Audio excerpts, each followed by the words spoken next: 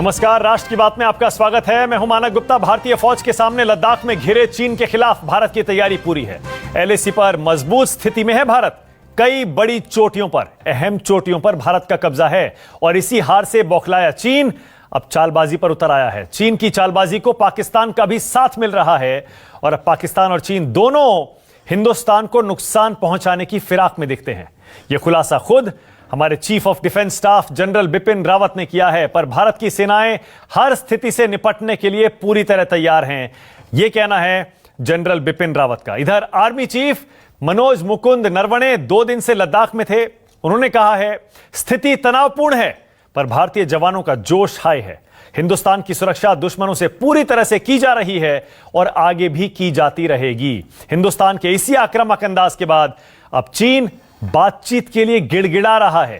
रूसी दौरे पर गए रक्षा मंत्री राजनाथ सिंह से चीनी रक्षा मंत्री मिलने का समय मांग रहे हैं। राष्ट्र की बात में आज यही है हमारी बहस का मुद्दा। क्या चीन का इलाज युद्ध ही है? बातचीत से कोई फायदा नहीं। और सेना प्रमुख और सीडीएस का बयान क्या युद्ध का इशारा है?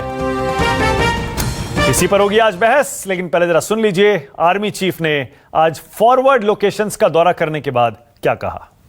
अभी जो एलएसी के ऊपर जो स्थिति है वो थोड़ी नाजुक है, गंभीर है, लेकिन हम लगातार इसके बारे में सोच विचार कर रहे हैं और हमारी सुरक्षा के लिए हमने कुछ एहतियाती कदम उठाए थे और इससे हमें भरोसा है कि स्थिति कायम रहेगी।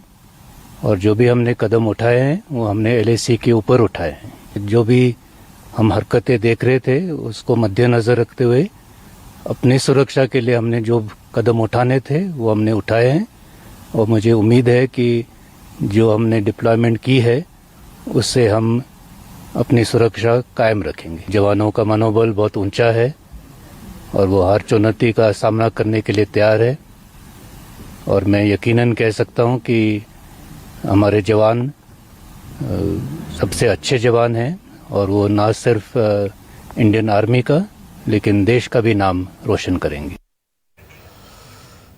क्या चीन का इलाज अब युद्ध ही बचा है? हालांकि चीन बातचीत के लिए गिड़गिड़ा रहा है। रूस गए हुए हैं हमारे रक्षा मंत्री राजनाथ सिंह। वहां रूस की मध्यस्थता की वजह से खबरें यही आ रही हैं कि चीन के रक्षा मंत्री भारत के रक्षा मंत्री से मिलने का समय मांग चुके हैं। आज राष्ट्र की बात में मेरे साथ बीजेपी से पूर्व केंद्रीय मंत्री शाहनवाज हुसैन जुड़ रहे हैं। कांग्रेस से अलका लांबा को आप देख पा रहे हैं।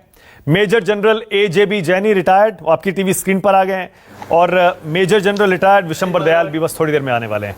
स्वागत है आप सबका। शाहनवाज जी, आपसे शुरू कर रहा हूं। क्या वजह है शाहनवाज जी, क्या समझ में आ रही है आपको कि चीन अचानक खुद पहल करके अब बातचीत की मांग कर रहा है भारत से?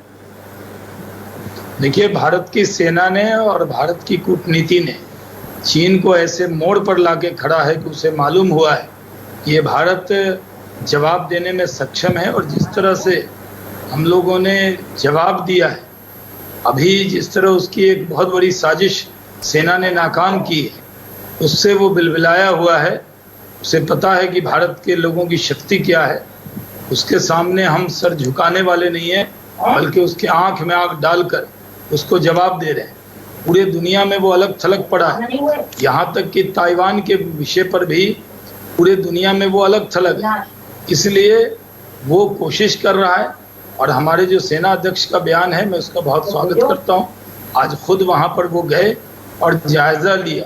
हमारे रक्षा मंत्री भी रशिया के अंदर हैं और हम लोग चाइना को साफ संदेश दे चुके कि हमारी सरजमी पर 1 इंच भी अगर वो कदम रखने की कोशिश करेगा तो उसी भाषा में हमारी सेना जवाब देगी। और हमारी सेना पूरे दुनिया में जो हिल एरिया में उसमें लड़ने में सबसे सक्षम, और ये संदेश चाइना को पहुंच गया है। ओके शाहनवाज जी, आपको क्या लगता है अब जबकि हमारी सेना ने एलएसी पर, चीन की सेना पर, पीएलए पर इतना दबाव बना लिया है कि वहां के रक्षा मंत्री हमारे रक्षा मंत्री से मिलने का समय मांग रहे हैं, इधर एलएसी की तरफ से ही हमारे आर्मी चीफ और सीडीएस के बयान आ रहे हैं, आपको लगता है हमारे रक्षा मंत्री को उनके रक्षा मंत्री से बातचीत करनी चाहिए या फिर हमारी सेना के ऊपर छोड़ देना चाहिए? क्योंकि अभी भी बहुत सारा इलाका है जिस पर कब्जा करके बैठी है पीएलए और हमें उसे खाली कराना है। शाहनवाज जी, देखिए, एक मैकेनिज्म बना हुआ है जिसके तहत बातचीत होती है चाइना के सैन्य जो कमांडर है और हमारे कमांडर के बीच में, और पहले भी बात अभी भी हुई है। तो अब दबाव चाइना का नहीं है, हमने दबाव में उनको लाया है, इसीलिए तो वो गुजारिश कर रहे हैं, मिन्नतें कर रहे हैं कि हमारे रक्षा मंत्री से बात कर लें। लेकिन हम साफ संदेश दे चुके हैं कि भारत सक्षम है अपनी सीमा की रक्षा के लिए और चाइना को जवाब देने के। ओके, अलका लांबा, अलका आपको क्या वजह समझ में आ रही है, क्या समझ में आ रही है कि चीन मीटिंग क्यों मांग रहा है? बिल्कुल, मैं ये मानती हूँ कि अगर ये लड़ाई जो है वो सेना के दम पर ही लड़ी जानी होती तो आपको और मुझे और देश को कोई चिंता करने की जरूरत नहीं थी। हमें अपनी सेना पर पूरा भरोसा है और हम आराम से चैन से किसी भी हालात में सो सकते थे। लेकिन आर्मी के चीफ इस समय लद्दाख में बैठे हुए हैं और उन्होंने कहा है स्थिति गंभीर बनी हुई है। 1961 के बाद के हालात अब पैदा हो चुके हैं। चीन ने बहुत बार चुनौतियां मिली, लेकिन राजनीतिक स्तर पर बिल्कुल लीडरशिप चेतावनी उनको देती रही समय समय पर, और हिमाकत देखी कि ये हालात 1961 के बाद दोबारा बन पाए। मैं आपको बता रही हूँ, आज चाइना रूस में जो मीटिंग हो रही है उस संस्था का नाम बताएंगे आप? SCO, शंघाई सहयोग कॉर्पोरेशन ऑर्गेनाइजेशन है, संगठन है। किसका बनाया हुआ है? चीन का बनाया हुआ मंच है। हेडक्वार्टर कहाँ है? शंघाई में है। हिस्सा कौन है इसके? चीन और पाकिस्तान इसका हिस्सा है। और रूस में आप जाते हैं, ब्रिक्स में विदेश मंत्री अभी बात कर रहे हैं वीडियो कॉन्फ्रेंसिंग में। ब्रिक्स में ब्राजील, रशिया, इंडिया, चाइना और साउथ अफ्रीका। इसमें भी आप देखेंगे चीन, पाकिस्तान नहीं है पर चीन और रूस, भारत इसमें भी है। आप इस मोर्चों पर बात करने में कहीं राजनीतिक लीडरशिप पूरी तरह फेल हो रही है। वार्ता अगर कामयाब हो रही होती, जो राजनीतिक स्तर पर हो रही है या दूसरे स्तरों पर हो रही है, तो ये हालात नहीं बनते। आप सरहद का जवाब ऐप बैन कर नहीं दे सकते, ये पिछली बार समझ आ जाना चाहिए था।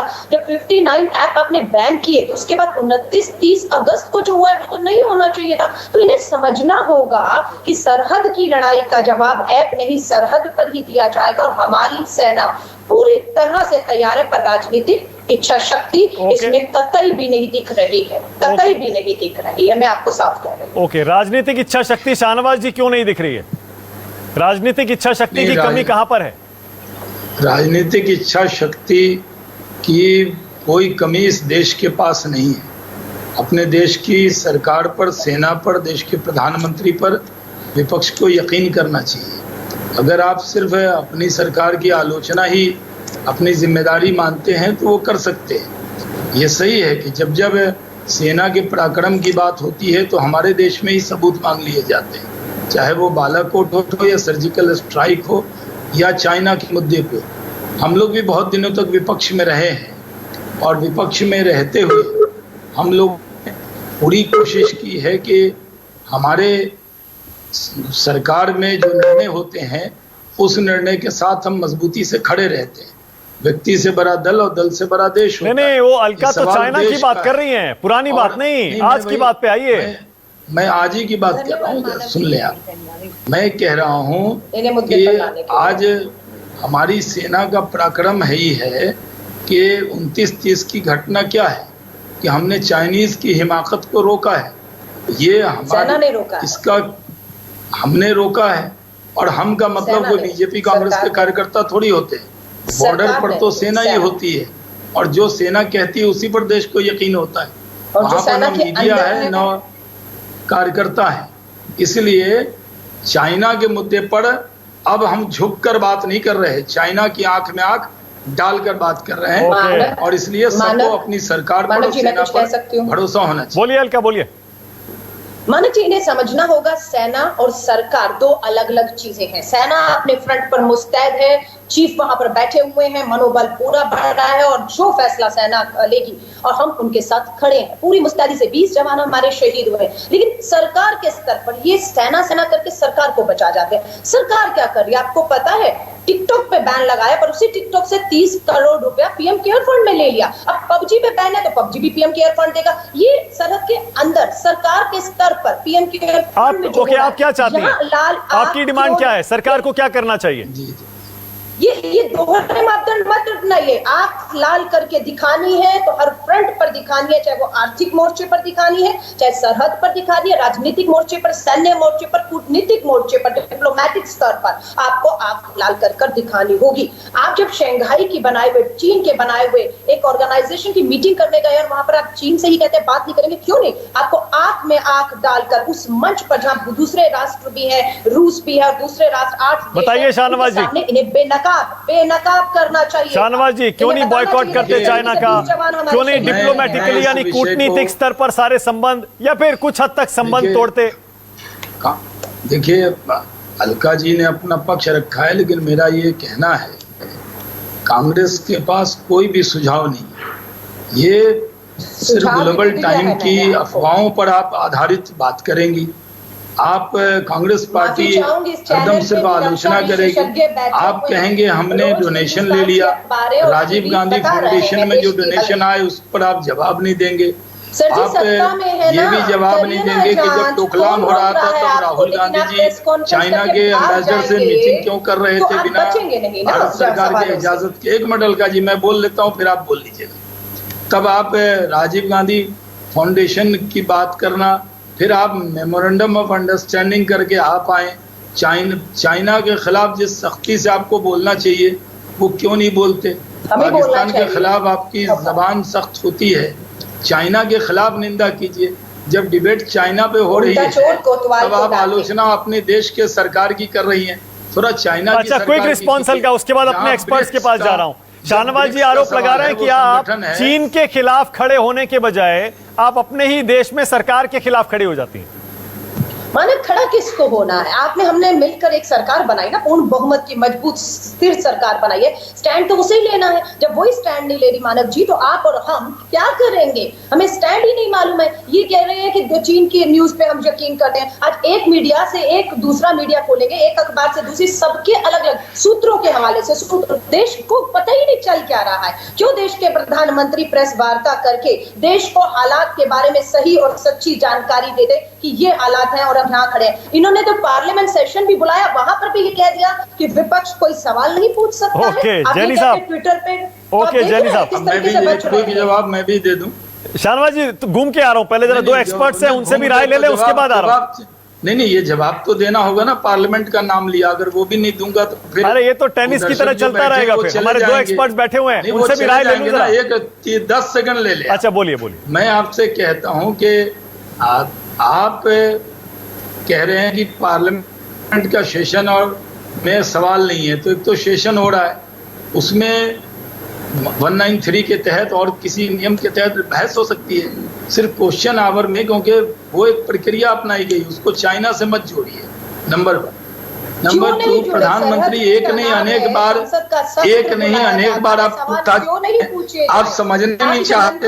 हम लोगों ने कितनी बार बताया है कि बॉर्डर पर जो स्थिति है उसको लेकर एक्सपर्ट बता चुके हैं, उस पर नहीं, उस पर सब बता चुके हैं। अगर आप समझना ही नहीं चाहे तो आप ओके जैनी साहब आइए। जैनी साहब, जनरल जैनी और जनरल विशंबर दयाल। जैनी साहब पहले आप।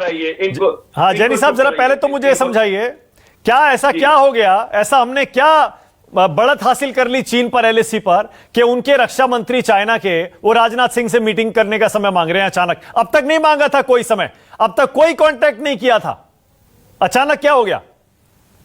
मानव जी देखिए, विद ऑल ड्यू रिस्पेक्ट दोनों पॉलिटिकल स्पोक्समैन को मैं पूरा आदर करते हुए, मैं कोई पॉलिटिकल चिक में बिल्कुल नहीं पढ़ना चाहता हूं। मैं देश के हित की बात जो है वो मेन मुद्दे पे होता हूं। देखिए, इस समय चाइना जो है वो बहुत दबाव में है, इंटरनेशनल दबाव में है, इंटरनल दबाव में भी है। उसकी खुद की इकोनॉमी, खुद की पॉलिटिकल स्टैंडिंग, जीपी की स्टैंडिंग और वहां की खुद की इकोनॉमी, उनको खाने के लिए भी लाले पड़ रहे हैं, प्लेटों में खाना गिन रहे हैं कि भाई प्लेट पे खाना कम करो, गेस्ट अगर 3 लोग होटल में जाए तो 2 का ऑर्डर करो, यहां तक नौबत आ गई है। कोविड की वजह से गिर गया है। इधर मुसलमानों की वजह से उधर central Asian region, Tajikistan, Kazakhstan, उधर आपका हांगकांग, उधर साउथ चाइना सी, उधर ताइवान और इधर लद्दाख, मतलब चाइना इतना गिरा हुआ। और आज जो उसने हरकत करी है, जो ताइवान के ऊपर में उन्होंने हवाई जहाज भेजे, 5 हवाई जहाज भेजे, ताइवान ने 1 मार के गिरा दिया, ये तो उसने इसकी अभी पुष्टि नहीं है, इसकी अभी पुष्टि नहीं है कि ताइवान ने मार दिया है। नहीं है, उसके ऊपर बहुत बड़ी छतरी अमेरिका की है। तो अब यह समय है जबकि कि भारत को हावी होना चाहिए। हावी कैसे? पॉलिटिकली, डिप्लोमेटिकली, इकोनॉमिकली, और ये सब जब मुद्दे खत्म हो जाए, ऑप्शन खत्म हो जाए, उस समय मिलिटरीली भी हावी हमको होना चाहिए। अब मैं आता हूं बातचीत पर। जब वो बातचीत के लिए कह रहा है, पहले हमने कहा था बातचीत हम नहीं करेंगे, लेकिन अगर वो बातचीत करना चाहते हैं मानक, मेरा पहले भी यह मानना था जब हमने कहा कि बातचीत हम नहीं करेंगे एससीओ मीटिंग के दौरान में, मेरा खुद का जाति मानना था, भारत की नीति हमेशा रही है वासुदेव कुटुंबकम, वासुदेव कुटुंबकम। अरे आओ बातचीत करो, लेकिन बातचीत का कोई उनको असल अमल करना चाहिए। हम बिना ट्रस्ट के आप बातचीत करेंगे, कोई ट्रस्ट हमको नहीं करनी चाहिए। अब हम बातचीत करें, उनको बोले हट जाओ। रही बात शाहनवाज जी की 1 इंच टेरिटरी हम नहीं छोड़ेंगे, माफ करना शाहनवाज साहब, ऑलरेडी वो 1 इंच क्या 10 इंच लेके बैठा हुआ है। देवसांग में 8 किलोमीटर अंदर बैठा हुआ है, आपको मालूम है हाँ या ना? आप बताइए कि वो फिंगर 5 तक 5 किलोमीटर आके बैठा हुआ है कि नहीं, हाँ या ना? गोगा हॉट स्प्रिंग में आके बैठा हुआ है, हाँ या ना? तो ये 1 इंच वाली बात तो छोड़ दीजिए। जो अब बातचीत अब हम करें वो ऐसी बातचीत करें, जाओ वहां पर जो 20 अप्रैल की स्थिति थी वो 20 अप्रैल की स्थिति हमको चाहिए। हमें बिल्कुल यही मांग करनी है। जैनी साहब 1 सेकंड रुकिएगा, यही मांग करनी है, अप्रैल से पहले की स्थिति चाइना बहाल करे, तब तो बातचीत का कोई फायदा है। जनरल विशंबर दयाल, मैं पहले आपका ध्यान, ये जो हमारे आर्मी चीफ गए हैं उन्होंने कहा स्थिति बहुत तनावपूर्ण है, और दूसरा जो हमारे सीडीएस कह रहे हैं वो कह रहे हैं कि हम तैयार हैं पूरी तरह से। पहले कहा था सैन्य विकल्प खुला है, अब बोले हम 2 फ्रंट वॉर के लिए भी पूरी तरह तैयार हैं। आपको लग रहा है कि युद्ध के हालात बन रहे हैं और चीन बिल्कुल हमें उसी तरफ ले जा रहा है? विशंबर दयाल जी, देखिए, इसमें कोई डाउट की बात नहीं है कि जब आप 20 सोल्जर्स मार्टर हो चुके हैं तो लड़ाई तो वहां हो चुकी है, लड़ाई के हालात हैं वहां लड़ाई के सचमुच गंभीर हालात हैं। और जो सीडीएस ने बात की वो भी बिल्कुल ठीक है। अगर हम चाइना के साथ लड़ाई लड़ेंगे तो पाकिस्तान इंतजार में है कि वो तो जरूर करेगा। अगर हम पाकिस्तान से लड़ते, जरूरी नहीं चाइना लड़ेगा, लेकिन पाकिस्तान अपना जरूर उल्लू सीधा करने की कोशिश करेगा।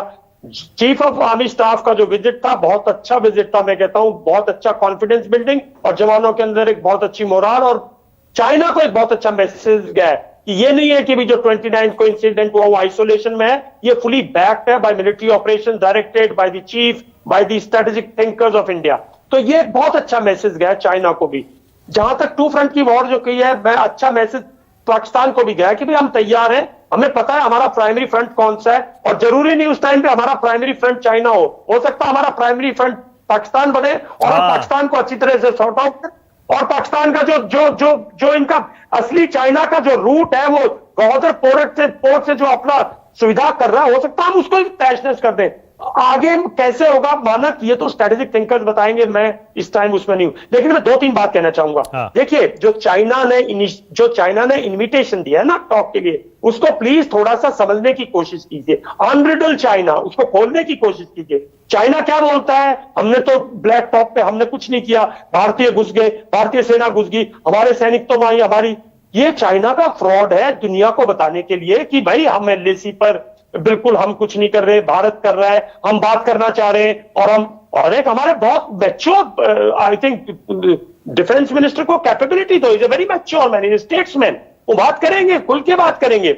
लेकिन एक एजेंडा तय होना चाहिए था। किस एजेंडे पर बात करोगे भाई? लिख के दो चाइनीज को, बोलो भाई क्या बात करना चाहते हो, भाई हमें वो एजेंडा मजबूर होना चाहिए, उस एजेंडे में दम होना चाहिए। यही दम नहीं होना चाहिए कि भाई आप स्टेटस को पे चले जाओ अप्रैल के पे। अगर पूरी की पूरी सेना मोबिलाइज हुई है, आपकी फोर्स कंप्लीटली डिप्लॉयड है, आपकी फोर्स जो प्रोजेक्शन है वो कंप्लीटली साउथ ईस्ट चाइना सी तक गए हो, ऐसे डिफिकल्ट इकोनॉमिक टाइम्स में, ऐसे डिफिकल्ट एनवायरनमेंट में जब हम विशंबर जी एक सेकंड, आप कह रहे हैं कि चाइना का फ्रॉड है, दुनिया को वो दिखाना चाह रहा है कि देखिए एलएसी पर हम कुछ नहीं कर रहे और भारत अग्रेसर है। लेकिन मैं तो ये कह रहा हूं 29-30 की रात, विशंबर जी, और मुझे करेक्ट करिएगा, आप तो वहां अच्छी तरह से स्टडी कर चुके हैं वहां के हालात को और वहां के सारे लोकेशन को। वहां पर जो 3-4 बल्कि बता रहे हैं करीब 7 ऐसी पहाड़ियां हैं विशंबर जी जो स्ट्रेटेजिकली बहुत इंपॉर्टेंट हैं, खाली पड़ी हुई थी, वहां पर इंडियन फोर्सेस ने कब्जा कर लिया। वहां से चाइना की सारी फौज सामने दिखाई देती है, उनकी फायरिंग रेंज में आ जाती है। वहां पर चीन ने सड़क तक बना रखी है, वो भी इंडिया की फायरिंग रेंज में आ जाती है। तो इसका मतलब यह हुआ ना कि अब ऊंट पहाड़ के नीचे आया आखिरकार। इसी वजह से अब चाइना ये कह रहा ना बातचीत कर लो, ये भी तो एक वजह है। देखिए जो साउथ ऑफ पेंगोंग की जो सिचुएशन है उसमें भारत ने ये जो 29 के बाद और डोमिनेटिंग हाइट्स को डोमिनेटिंग पोजीशन की है। बिल्कुल उस पूरा का पूरा आप चाइना की जो फॉरवर्ड बेसिस है आपको वो भी दिखते हैं, उनपे आप मॉनिटर कर सकते हो। चाइना की हर गैप कवर्ड है, इसमें कोई शक की बात नहीं। ये बहुत अच्छा मूव है, लेकिन उसको भी देखिए चाइना का मकसद सिर्फ एलसी पे ये करना नहीं था। चाइना एक किसी मकसद से आया था कि मैं इस टाइम पर चाइना अपनी एक नैरेटिव बिल्ड करना चाहता है, जो हमारी छोटी छोटी कंट्रीज है, साउथ ईस्ट एशिया में, एशियन रीजन है, अपनी डोमिनेंस, अपनी दादागिरी दिखाने आया था। और वो इस टाइम पे ध्यान अपने देश का नहीं दुनिया का भी। देखो एलसी पर ओके पॉइंट टेकन। एम अपना जो ठीक है, चाइना का एम सर हमें पता। हाँ, जब से उसने हो सकता है आज की बातचीत को कोई छोटा मोटा कंसेशन दे दे मानक। देखिए आज वो कोई छोटा मोटा कंसेशन दे दे, लेकिन भारत को इसके गेम में नहीं फंसना। आप सारा पैसा खर्च करके सेना को तैनात कर चुके हो, या तो एक स्टेटस को सिर्फ अप्रैल वाला नहीं, उसको बोलो 1993 में हमने एग्री किया था। आप बिल्कुल कोई ये लाइन क्रॉस नहीं करोगे। जो हमारी इमेजिनेटिव, जो हमारी एलसी इमेजिनेटिव है, हमारी तो एलसी नहीं, हमारी तो आईबी है, हमारे अंदर तो ऑलरेडी बैठा हुआ है, हमारी टेरिटरी के अंदर। तो वो जो लाइन है जो हम सोचते हैं कि उस पे 62 आया था, उसके आगे उसकी किसी किस्म की कोई पोस्ट नहीं होनी चाहिए। ओके मैं तो देखिए हम तो हाँ, हमारे 20 जवान शहीद किए, ठीक है, से माफी मांगे कि हमारे 20 जवान जो शहीद है उसके लिए वो क्षमा मांगे। ये हमारा बॉटम लाइन होना चाहिए, जब दुनिया समझेगी कि भारत मजबूत है। ऑलराइट, देखिए हम तो बड़े आसानी से ये कह के निकल जाते हैं ना कि भारतीय फौज ने पैंगोंग त्सो के साउथ में कुछ अहम पहाड़ियों पर कब्जा कर लिया है और चीन के फौजी वहां से उनकी फायरिंग रेंज में आ जाते हैं, इसीलिए चीन दबाव में आ गया। हमने 3-4 वाक्यों में ये बात कह दी, लेकिन जरा सोचिए जो चीन की फौज वहां पर इस समय तैनात है, अपने आप को जरा उनकी जगह रखकर देखिए। दुश्मन ऊपर पहाड़ी पर बैठा हुआ है, उसके पास हथियार हैं, आप ऊपर जा नहीं पा रहे, वो आपको देख पा रहा है। जरा सोचिए क्या आप रात में सो पाएंगे? वहां जितनी भी फौज तैनात है चीन की, अगर वो हिंदुस्तान की फौज की फायरिंग रेंज में है और हिंदुस्तान की फौज उनकी एक एक हरकत, एक एक मूव को देख पा रही है, तो आप अंदाजा लगा सकते हैं उनके मन में क्या बीत रही होगी। और साथ ही साथ ये जो एलएसी की घटना हुई है 29-30 की रात, इसका असर बेजिंग और बेजिंग से लेकर अब देख रहे हैं आपका एससीओ समिट तक पहुंच गया है। और यही वजह है कि अब चाइना भी रक्षा मंत्री के लेवल पर अब तक का हाईएस्ट लेवल है मीटिंग का, अगर ये मीटिंग होती है तो उस पर मीटिंग मांग रहा है। अब देखते हैं ये बैठक होती है या नहीं होती है, और होती है तो उसमें क्या निकलता है। बहुत बहुत धन्यवाद आज राष्ट्र की बात में आने के लिए शाहनवाज हुसैन, अलका लांबा, जनी साहब, विशंबर जी, बहुत बहुत शुक्रिया। छोटा सा ब्रेक लेंगे, ब्रेक के बाद देखिए क्रिकेट हाउसफुल। राष्ट्र की बात